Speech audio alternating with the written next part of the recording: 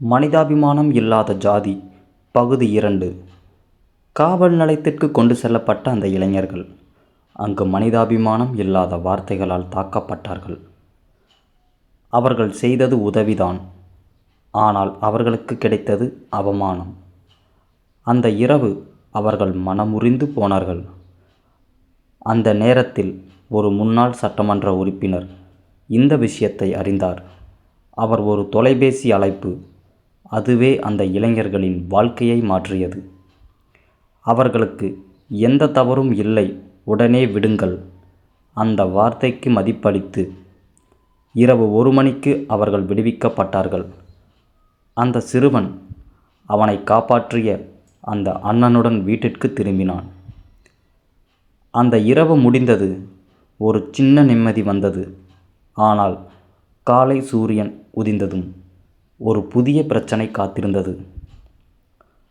தகனம் செய்யும் இடத்திற்கு அருகில் இருந்த ஒரு தோட்டத்துக்காரர் ஊர் பெரியவர்களை அழைத்தார். அவர்கள் அனைவரும் கைகளை கட்டி தலையை குனிந்து, நேற்று நடந்ததுக்கு மன்னிச்சிடுங்க, இனி இது நடக்காது என்று கேட்டார்கள். அந்த நேரத்தில் அவர் சொன்ன ஒரு வார்த்தை அந்த ஊரையே அமைதியாக்கிவிட்டது. இனிமேல் என் தோட்டத்து பக்கத்தில் தகனம் செய்யக்கூடாது. அந்த ஒரு வாக்கியம் மனிதாபிமானத்தை விட ஜாதி பெரியதா என்று கேட்க வைத்தது.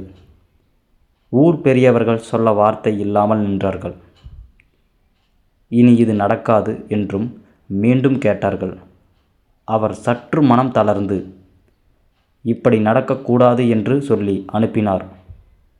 முடிவு பவர்ஃபுல் எண்டிங். நாம் 2000 வாழ்கிறோம், ஆனால் நம்முடைய மனசு இன்னும் 1900களிலே தான் இருக்கு. ஜாதி இன்னும் நம்மை விட்டு போகவில்லை. இது போகுமா அல்லது நம்ம தான் மாற்றணுமா?